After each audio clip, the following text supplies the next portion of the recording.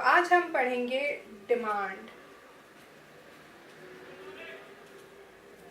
Demand क्या है? Demand आपके नंबर ऑफ क्वांटिटीज हैं जो कि लोग आपसे खरीदेंगे किसी भी प्राइस पे। जैसे कि अगर आप सोचें, ये मार्कर अगर मैं ये सेल करती हूँ 10 रुपीज़ का, तो मे बी मुझसे 2 लोग खरीदने आए, तो वो मेरी क्वांटिटी डिमांडेड होगी। अगर मैं ये बेचती हूँ 5 रुपीज़ पे, तो मे बी वो 2 लोग से 10 लोग हो जाएं, तो वो मेरी क्वांटिटी डिमांडेड होगी। तो quantity demanded, quantity that people are ready willing to purchase at various prices within some given time period। तो ये आपकी डिमांड की डेफिनेशन हो गई कि आपके गुड्स और सर्विसेज जो कि लोग खरीदना चाहते हैं at various prices.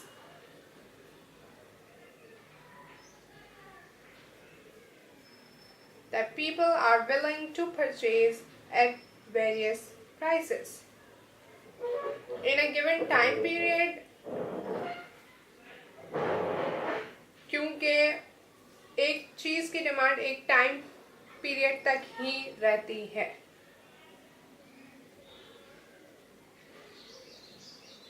For example, अगर ये मार्कर 10 रुपए का 1 साल के लिए हो, मे बी 1 महीने तक तो 2 लोग थे, फिर और लोगों को ज़रूरत पड़ी और उन्होंने 5 लोग हो गए या फिर कम लोग हो गए क्योंकि किसी और ने मार्कर बेचना शुरू कर दिया 3 रुपए का।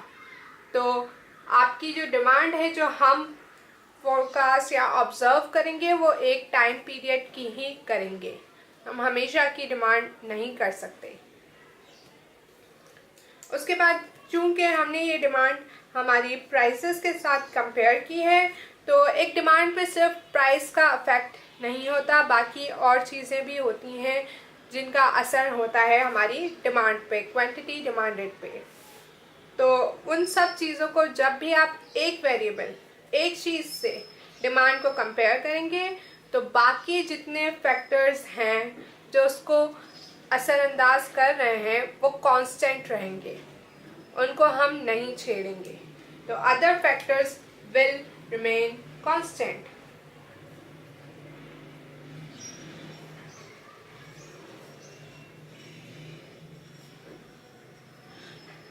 जैसे मैंने मार्केट की बात की, तो जितने लोग हैं उनकी इनकम सेम ही रहेगी।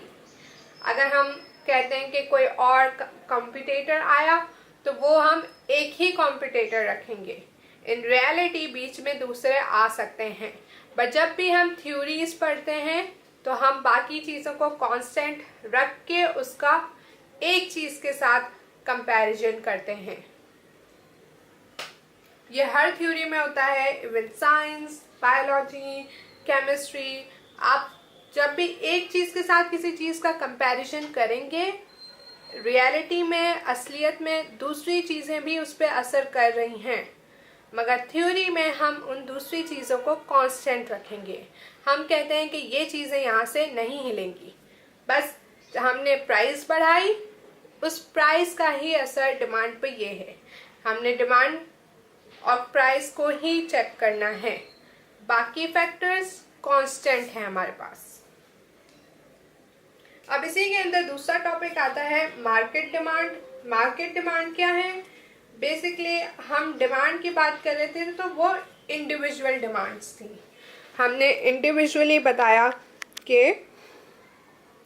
हमारे पास कितनी डिमांड है, मगर हम जब उन सब इंडिविजुअल डिमांड्स को ऐड कर लेते हैं तो हमारे पास आ जाती है market demand. Market demand is the sum of all the individual demands. यानी अगर हम हमारी मार्केट चेक करें तो सब लोगों की जो इंडिविजुअल डिमांड्स हैं उनको जब हम ऐड करेंगे तो वो हमारी मार्केट डिमांड बन जाएगी। तो ये क्या है? Sum of all the individual demands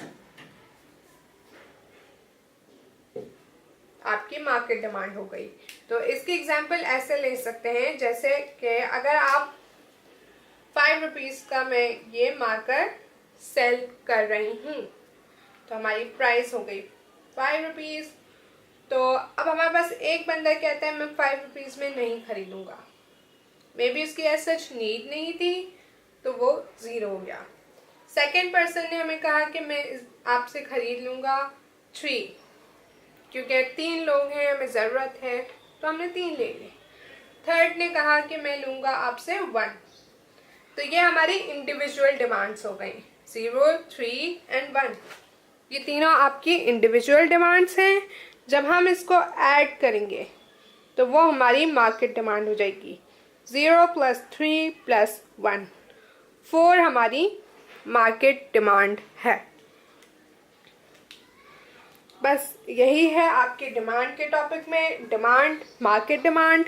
demand आपकी इंडिविजुअल डिमांड है, quantity of products or services that people are willing to purchase at various prices within a given time period. वह आपकी डिमांड हो गई। बाकी फैक्टर्स आप कांस्टेंट रखते हैं जब भी आप एक चीज़ को दूसरी चीज़ से कंपेयर करते हैं। whenever you are comparing demand with prices, other factors will remain constant. उसके बाद आपकी मार्केट डिमांड आ गई। मार्केट डिमांड आपकी है sum of all the individual demands. जितनी भी आपके पास इंडिविजुअल डिमांड्स होंगी आप उनको ऐड करेंगे तो आपके पास आ जाएगी मार्केट डिमांड। मार्केट डिमांड को एग्रीगेट डिमांड भी कहा जाता है। एग्रीगेट लफ्ज का बेसिकली मतलब है सम।